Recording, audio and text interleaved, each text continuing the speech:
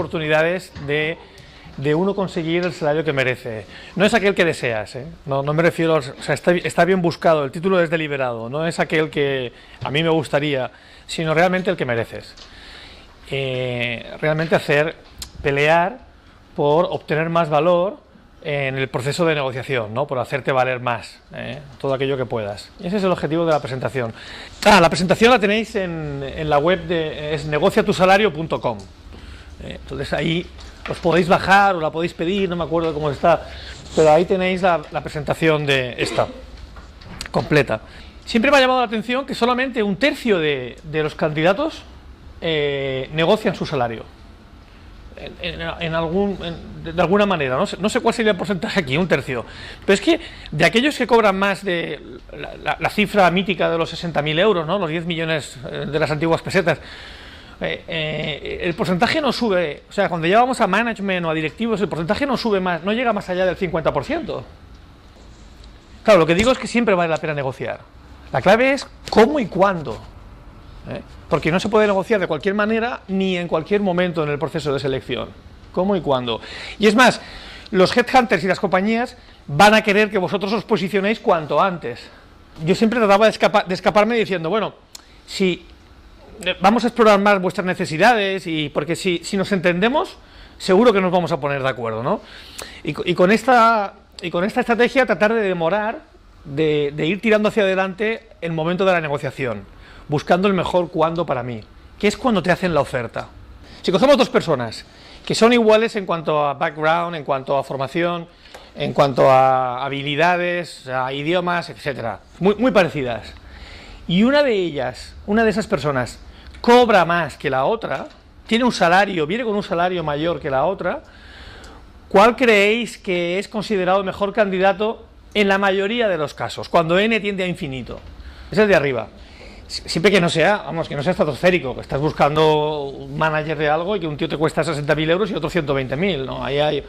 Pero si estamos en 60 y 65, en 50, 57, el salario más alto es un indicador de si cobra más, es que debe ser mejor. Y es inconsciente, ya sé que todos pensáis, no tiene por qué ser así, pero es inconsciente. Si tú negocias, si lo haces bien, otra cosa es si lo haces mal. O sea, lo peor que hay es hacerlo mal. Negociar y hacerlo mal, mostrarte competitivo, mostrarte agresivo, incluso algo chulesco, eso es lo peor. Pero después de eso, lo segundo peor es no negociar, porque pierdes la oportunidad de causar un buen impacto profesional y una mayor valoración por parte del que te va a contratar. Una metodología que le llamamos el método F4, y F4 porque utilizamos y eso es lo que os traigo hoy. Utilizamos estas 4 dimensiones: fantasmas y fábulas, fallos y fortalezas. Y cuáles son los miedos más frecuentes, y son los siguientes. En primer lugar, el miedo a la percepción negativa del entrevistador. Me va a ver interesado, me va a ver codicioso, poco interesado en el proyecto. Ese es un miedo habitual. Y entonces la recomendación que tengo yo es olvidaros de ese miedo, porque casi todos los entrevistadores que vais a tener, sobre todo si son profesionales, casi todos valoran un candidato que sabe negociar, que lo plantea de manera asertiva, de manera respetuosa y de manera profesional. Evidentemente lo que no les gusta es el que viene de mala manera, el que viene competitivo. Pero si vosotros negociáis con respeto y profesionalidad, el impacto es mucho mayor que si no lo hacéis, que si no negocias, mucho mejor. El siguiente es a perder la oferta. Te estoy diciendo que negocies cuando te hacen la oferta. Esto lo he dicho al principio y lo vuelvo a insistir. Esta es una de las claves de esta conferencia. La persona que tenéis delante, sobre todo con quien negociáis, finalmente, es muy difícil que se ponga emocional. Es más, si lo veis emocional, en el 99% de los casos va a ser una pose. La estrategia de tratar de racionalizar el proceso y decir, mira, estoy hablando de unas condiciones salariales. No estoy hablando de mi valor como persona o de qué va a ser mi futuro, sino aquí estamos discutiendo de la contraprestación por un trabajo realizado, por una contribución que va a obtener la compañía.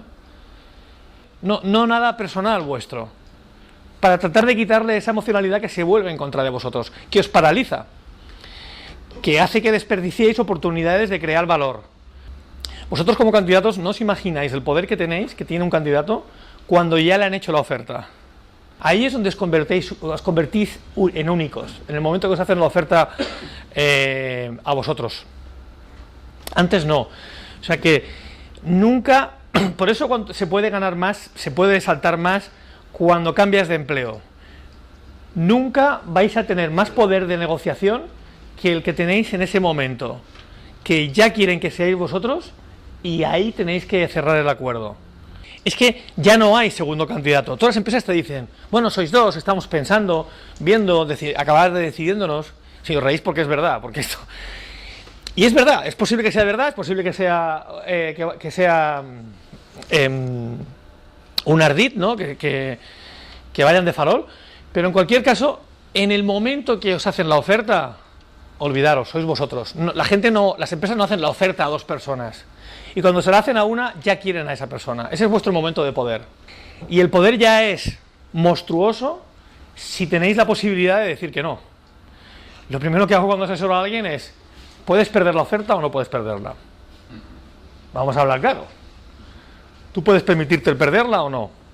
Y esta chica a la que negocié en esta compañía y que salió, me dice, sí, yo tengo mi trabajo y sí, no, a ver, me interesa, si no, no estaría aquí contigo, hablando contigo, ni negociando con ellos, pero me puedo permitir el perderla. Bueno, entonces ya, yo ya tenía, ya era el placer absoluto ahí. Porque claro, hay un vicepresidente y un directivo que ya quieren que sea ella. Está negociando con recursos humanos y ella se puede permitir decir que no. Esa es la clave para poder negociar. Y después el miedo a no ser suficientemente bueno negociando. Este es el miedo que me parece más razonable. Y vosotros no sé si lo tenéis, pero si alguno lo tiene, ya lo está tratando de paliar o de calmar, porque viviendo aquí. Lo que hay que hacer es prepararse, aprender, practicar o conocer cómo se hace. Es curioso, pero esto no se enseña, no lo enseña a nadie, en ningún máster, en ningún sitio de estas cosas. Entonces esos son los fantasmas, los 5 miedos. ¿Cómo llegar hasta el final sin haber descubierto tus cartas? Estoy de acuerdo. Te hacen callar la boca, depende de cómo lo encajes.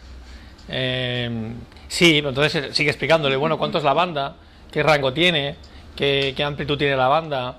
¿En qué nivel de la banda estoy entrando? Entonces se tiene que ir retratando más. La verdad es que la mayoría explica estas cosas de la banda porque precisamente marean al contrario, digamos, y ya está, ya otro tema mariposa. Si ahí eres un poco osado, un poco valiente, pero claro, hay que conocer estos temas. No hay que ser experto en política salarial, pero sí hay que saber un poquito cómo funcionan estas cosas. Fíjate, lo primero que tienes que hacer es no decir nada. El silencio es una estrategia fantástica. Lo primero es quedarte así con cara de maceta, ¿no? O sea, a ti te dicen, sí, porque esto es muy conocido. Es decir, yo cuando entrevistaba candidatos, ahora entrevisto muy pocos, pero cuando entrevistaba candidatos, casi ninguno.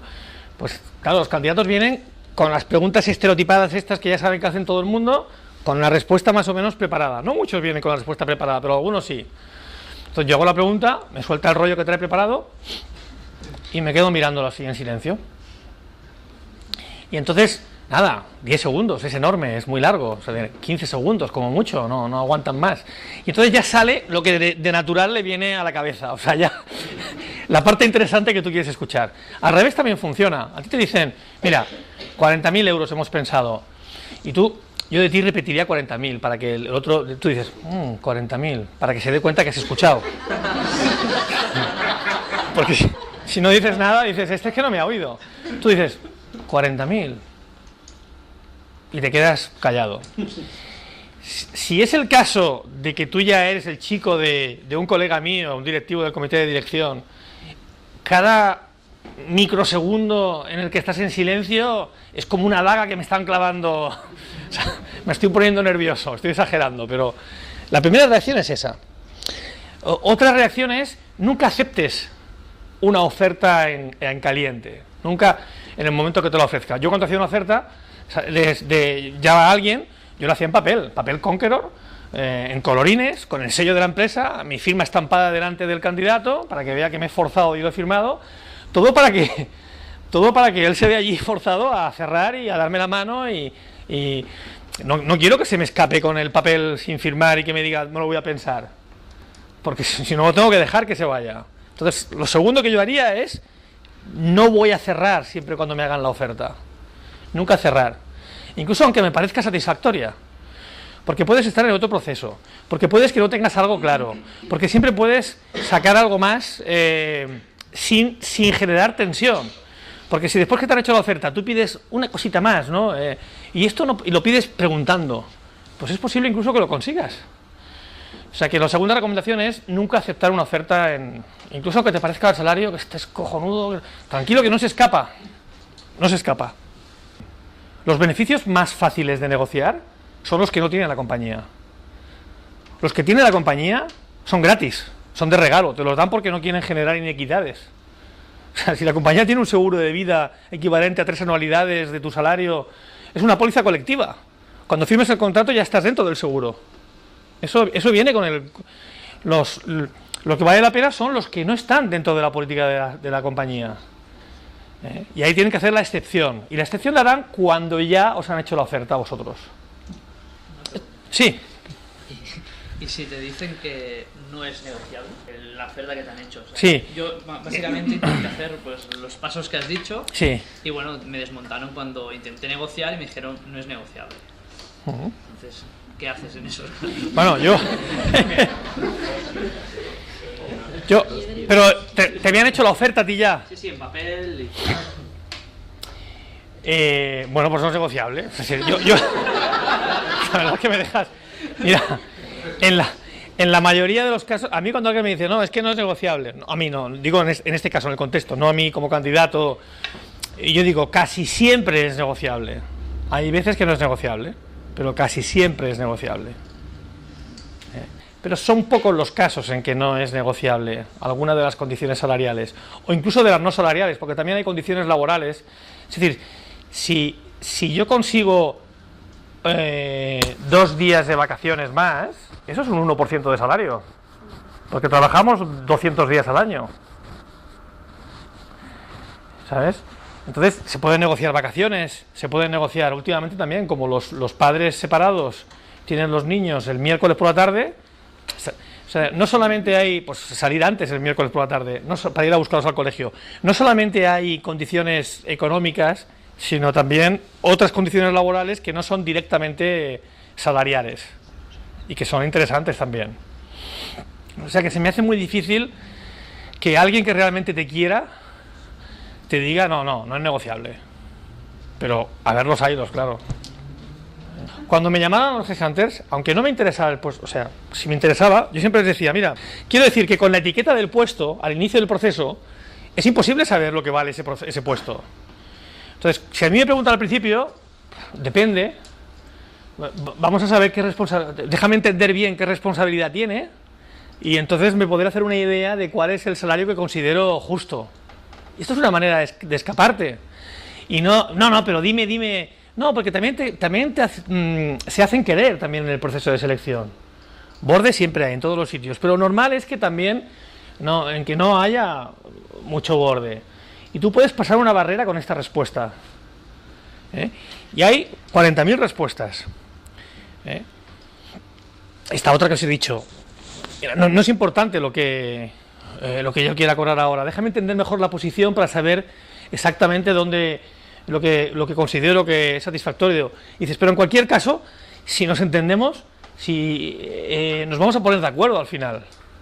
Entonces él está entendiendo que tú vas a ser razonable y tú estás entendiendo o enviando el mensaje de que como voy a encajar también y me vais a querer y me vais a hacer la oferta, ya me vais a pagar lo que yo quiera, lo que yo merezco.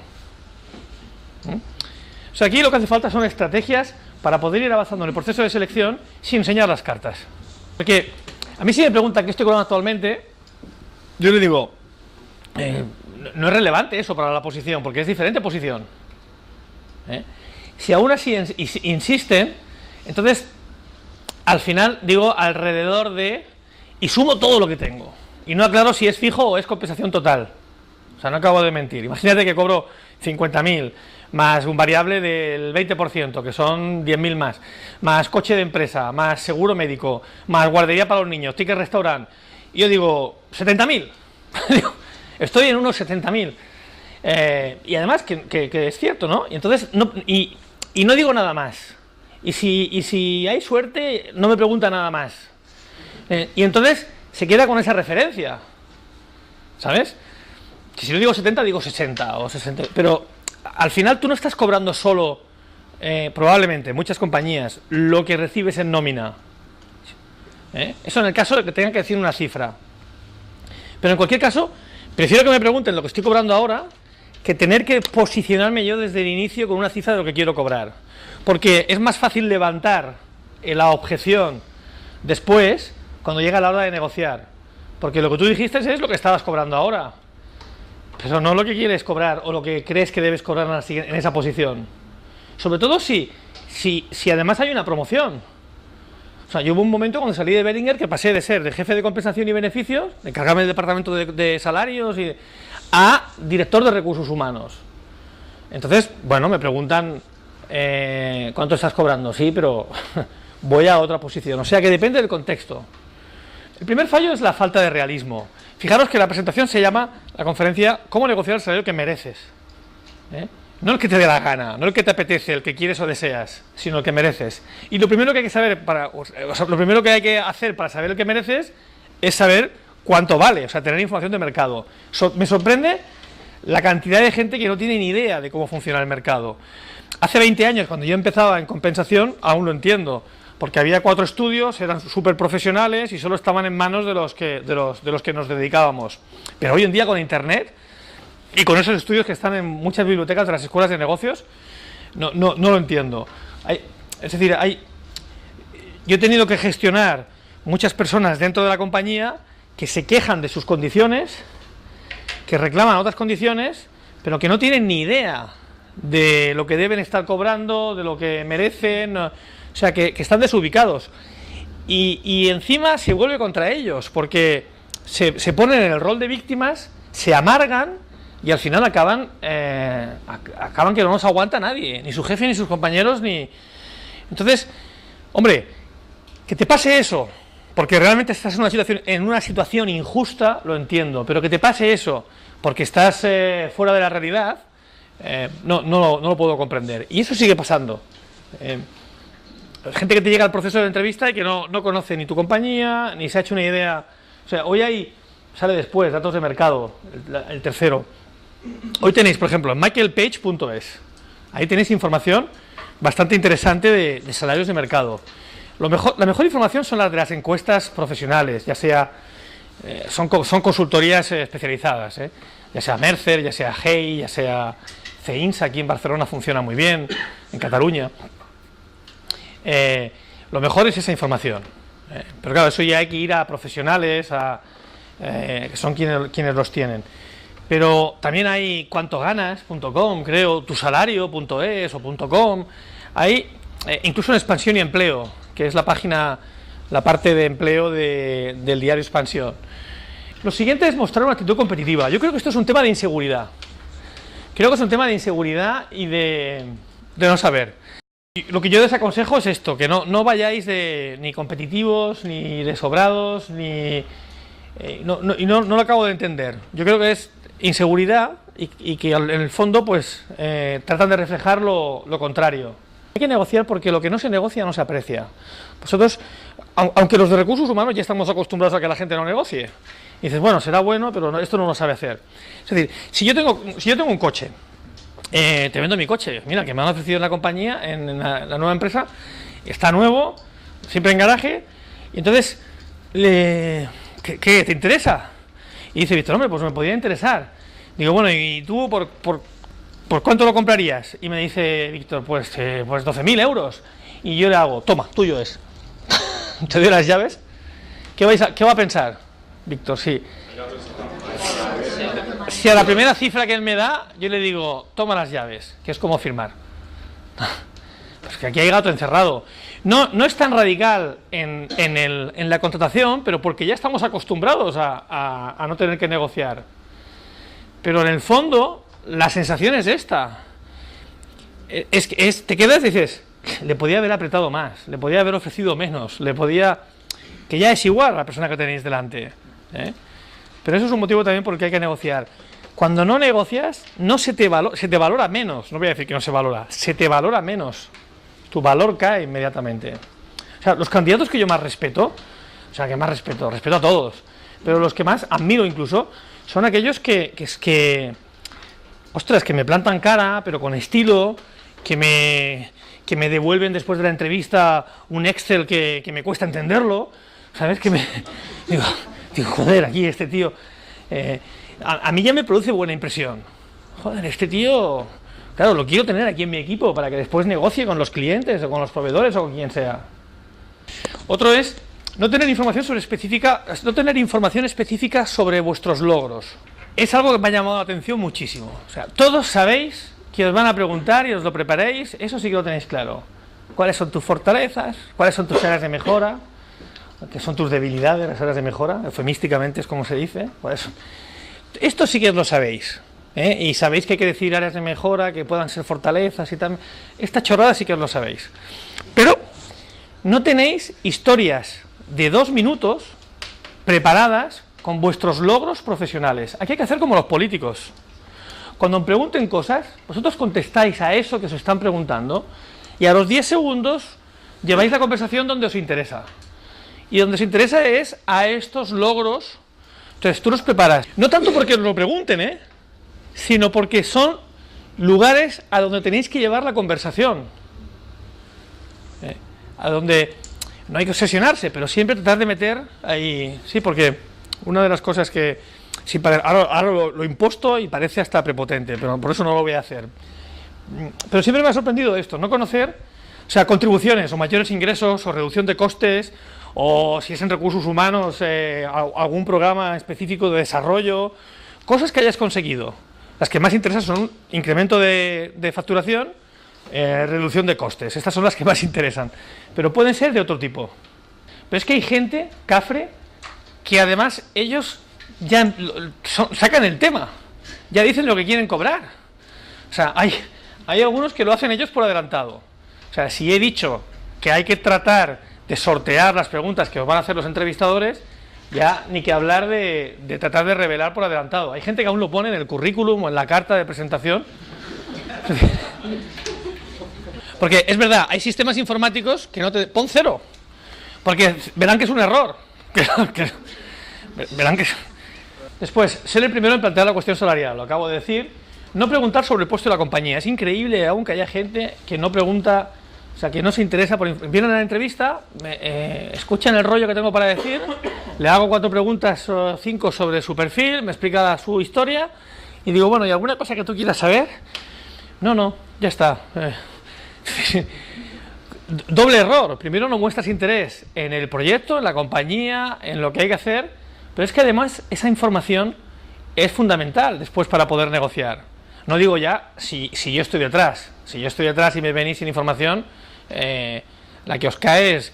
Es decir, vosotros tenéis que ir recopilando información del proceso de selección. Además, esa es una de vuestras ventajas. Tanto que me decís, no, Pablo, pero es que te preguntan, esa es una ventaja vuestra, porque en un proceso de selección, cuanto más complejo es el proceso, por manos de más gente pasas. Gente que están muy ocupados todo el día y que hablan poquito entre ellos y que se coordinan poco entre ellos. Aquí la colega se me está riendo. Y entonces, y sin embargo, a ti no te representa nadie. Tú eres el mismo en todo momento. Entonces vas sacando información de aquí, de allá, este poco de aquí que no sabe el otro que me ha dado aquel. Entonces, hay que preguntar información, mirar en las web, todo. No solamente para quedar bien, que también, para decir, ¿y el proyecto? Aunque a ti lo que te importa es algo, ¿y el proyecto cómo es? No solamente por eso, sino para recoger información, que después a la hora de verdad es útil para negociar. No solamente el puesto de la compañía, y el que había antes aquí, ¿dónde está? Y lo han promocionado, lo han despedido, o sea, bueno, ya te lo dirán, ¿dónde está? Y... Después, otro fallo es preguntar si es negociable esta oferta. Es claro, ¿no? Con lo que he dicho antes. Hay gente, ¿y es negociable esta oferta? ¿Por qué no se pregunta esto? Primero porque todas las ofertas son negociables, casi todas. Menos las de Víctor, todas las demás son negociables. No, casi todas. Y segundo porque se lo pones a huevo al entrevistador. A mí tú me preguntas, ¿es negociable esta oferta? No. Tú mismo te has cerrado. o le das la oportunidad al otro para que delimite el campo de juego. Dices, mira, no el fijo y el variable, quizá los tickets, podemos aquí, o sea, ya delimita el terreno de negociación. O sea, nunca se pregunta, no te hace falta saber. Primero, porque tú oíste a Pablo que es negociable todas las ofertas. Y segundo, porque es que se lo pones a huevo al otro para que te delimite el terreno de juego. Otra es aceptar la primera oferta rápidamente, ya lo he dicho antes, nunca se acepta, aunque sea la oferta de tus sueños. Nada, te aguantas ahí la emoción, agarras el papel y te vas. La gente me dice, ¿por escrito? Sí, siempre es recomendable por escrito. Las compañías serias lo dan por escrito. Incluso yo como estrategia, o sea, lo doy por escrito y en un papel de calidad y para enganchar más al candidato, para que se comprometa, para que aquello tenga, para que se crea realmente que salió en el BOE el día anterior. Vosotros lo ponéis en un mail y lo enviáis. O sea, dais las gracias por la entrevista, estás encantado, me he puesto cachondo con la oferta, con el proyecto, y entonces digo, y para ver si hemos entendido lo mismo, pongo aquí las condiciones que me habéis comentado. Por favor, decidme si es correcto, o si me dejo algo, o si falta algo, y entonces lo dejáis ahí en el email y lo enviáis. Siempre es mejor tener eso que nada. Después, aceptar pensando solo en el dinero. Claro, aquí estamos hablando de cómo negociar el salario, fundamentalmente de dinero, pero en el fondo el proyecto también es importante. Cuando la oferta se ajusta a lo que es tu perfil y realmente te pone, eso se nota emocionalmente en el proceso y resulta que te convierte en un mejor negociador, porque esa energía que tienes tú tan positiva también la percibe la empresa, también la percibe el entrevistador y os convertís en alguien más atractivo, sobre todo si al final sois a vosotros a quienes os hacen la oferta. No solamente es importante intrínsecamente, sino que os convierte en mejores negociadores. Cuando estéis en un proceso de selección para algo que no os gusta, es que te conviertes en un peor negociador también. Y es un tema de energía, es un tema emocional. Más fallos, centrarse solo en el fijo. Esto en paquetes más complejos, en profesionales ya de directivos sobre todo, la parte que no es fijo, variable y beneficios, cuando esta es significativa, entonces también requiere una negociación relevante sobre ella. Ahí estoy poniendo el coche, estoy poniendo el variable, estoy poniendo a lo mejor un plan de pensiones, y en otra compañía os ofrecen 65, y entonces aceptar solamente por esto, o 66, un 10%, aceptar pensando en esto cuando es posible que el resto del paquete que no es fijo pues sean 9.000 euros, ¿no? Y que en el fondo estemos hablando de lo mismo, es decir, que en dinero disponible te llega más aquí, porque esta parte suele ser más eficiente fiscalmente. Entonces, tanto por esto, pero eso es complejidad del paquete de compensación, tanto por esto como por el hecho de que son diferentes oportunidades de negociar por fases, los diferentes componentes del paquete de compensación. Al final también esto es un tema técnico que hay que conocer. Aquí no es tanto de habilidad que os pueda faltar, sino de conocimiento en mi perspectiva. Después, negociar una cifra en vez de un rango salarial. Entonces ahí, en vez de dar una cifra, es otra estrategia, en vez de dar una cifra, dar un rango, donde la parte de abajo del rango sea una cifra que tú ya sabes o que puedes intuir que le encaja al empleador. El problema es si ya lo cerráis, es decir, no, yo con 50 me vendría. Es mucho mejor decir entre 50 y 60, pero depende de las responsabilidades finales, aún no lo tengo todo claro, y ahí ya toma entre 50 o 60. Y entonces tienes ese rango, tú sabiendo que el 50 le juega, o sea, le encaja, y que el 60 te da juego a ti para poder negociar después algo más. Después, hablar demasiado y escuchar poco es otro error.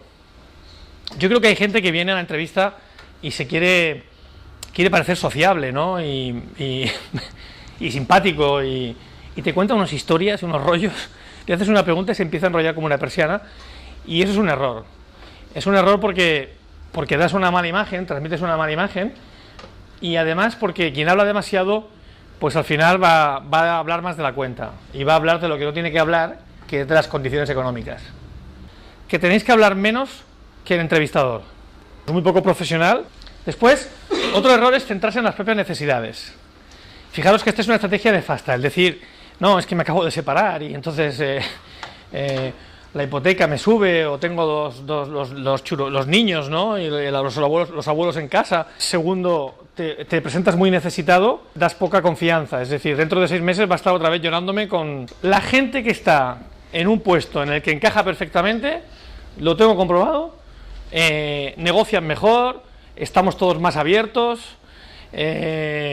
y si además son buenos negociadores y lo van dejando para el final, se llevan el gato al agua. La información es poder. Tanto de información de mercado, de fuera, como de dentro de la compañía. Esta es otra de las ventajas de negociar desde dentro. Es mejor negociar desde fuera siempre que desde dentro. Pero una vez que estamos dentro, una de las ventajas al de fuera es que tenemos información sobre las bandas salariales, sobre la política de la compañía, sobre qué tipo de excepciones se pueden hacer, sobre casos particulares que ya conocéis por la información que se comparte. Otro es centrados en las necesidades de la empresa. Las historias que sueltan están siempre conectadas a una necesidad de la empresa. Aquí es donde digo que vuestra habilidad para hablar a diferentes personas, es decir, a una persona que me entrevista antes le saco qué necesidad tienen las empresas, y a otra que viene después, sin que me diga esas necesidades, yo ya le pongo mis fortalezas en función de esas necesidades. Eso tiene un impacto acojonante. O sea, el tipo dice, coño, no le he preguntado, y el tío encaja precisamente exactamente en esto. Y no cae que tú ya se lo has sacado al anterior. Es que parece algo obvio, me vais a decir, pero este tío, Pablo, pues la gente no lo hace. Como lo de enviar un mail de seguimiento dando las gracias y resaltando ahí en ese mail, de nuevo, 2 fortalezas tuyas que están relacionadas con el proyecto. Oye, me encanta este proyecto, es que además resulta que esto que hice es muy similar a esto que necesitáis vosotros. No lo hace. El mail de agradecimiento. Después preguntan y escuchan. Más que hablar ellos también. Al hablar ellos se enfocan en lo importante, no se enrollan. Son muy concretos. No hablan más de eso, 1,5 minutos, 2 minutos seguidos. Después utilizan los tiempos y el silencio en su beneficio. Los tiempos es en negociación, cuando te hacen la oferta, te vas, envías email para ver si se puede negociar, y es negociar desde casa, digamos, y negociar presencialmente. No solo negociar en presencia, porque eso quema. O sea, tú no tienes un tiempo ilimitado para negociar. No me refiero a la duración del proceso, sino me refiero al tiempo que estás negociando. Y tampoco o sea, y eso lo puedes estirar si trabajas si negocias en diferentes escenarios. Ahora por mail, ahora personalmente, una llamadita telefónica en la que pregunto algo y suelto lo otro. Son diferentes estrategias. Y eso es utilizar el tiempo en tu beneficio. Y el silencio, os lo he dicho, es en el momento en que te hacen la oferta. O sea, no será el primero en que si hacéis un silencio, inmediatamente te hacen una propuesta un poquito más arriba. No será el primer caso, porque también hay muchos negociadores que no son muy experimentados. Y después se enfocan en la compensación total, que es lo que he puesto aquí. Yo iría más allá, no solamente en la compensación total, sino en todas las condiciones laborales, posibilidades de promoción, y dejarlo por escrito. Esas son cosas que se pueden poner en un email, si os han dicho. En un momento allí de que te están enamorando y te dicen esas cosas. No, aquí puedes ir a hacer te pagamos, somos ¿cómo se llama esto? Las empresas asociadas aquí, las del patronato de ADA, ¿no? Estamos en el patronato de ADA y colaboramos con ellos, y entonces puedes hacer un máster allí, tal y pascual. Todo esto se tangibiliza en la medida de lo posible. Y para mí eso es compensación total. Y luego se toman su tiempo antes de aceptar. O sea, es cortesía. Hay uno de los errores que no está. Hay uno de los errores más habituales cuando estás dentro, y es cargar toda tu frustración con tu jefe. Hacer a tu jefe objeto de tus reproches, tus críticas, y esa frustración que tienes porque no consigues que la compañía actualice tu salario o te reconozca lo que estás haciendo. y utilizamos al jefe, y es algo natural. Cuando la mejor estrategia con el jefe casi siempre es que sea tu aliado. Es decir, incluso ayúdame. ¿Qué necesitas de mí? O sea, le diría yo a mi jefe, para que podamos revisar esta situación que ya hace tiempo que sabes que duele, que es injusta. Entonces, ¿quién crees tú que puede tener el que puede, digamos, resolver esta situación? ¿Qué necesitas que yo te prepare para que tú puedas hacerlo? Si tú no puedes, ¿con quién crees que puedo hablar? No es aquello, pues voy a hablar con tu jefe o voy a hablar con recursos humanos, que esto es lo que hace la gente. No, no, utiliza al jefe siempre como aliado. ¿Cuántos procesos de selección habéis estado y yo he gestionado que era para ayer y que después no sabes por qué se demora 3 meses y que después vienen todas las prisas? Que la gente no te ponga a su ritmo. Eso no quiere decir que haya situaciones en las que sí, que sea urgente, y si no eres tú, pues me llevo a otro. Pero en el nivel de la gente que estamos hablando aquí, es difícil que porque tú pongas un ritmo más lento, digan, pues no queremos a Pepito y queremos a Juanito. Es difícil. Bueno, pues muchísimas gracias y espero que os vaya bien.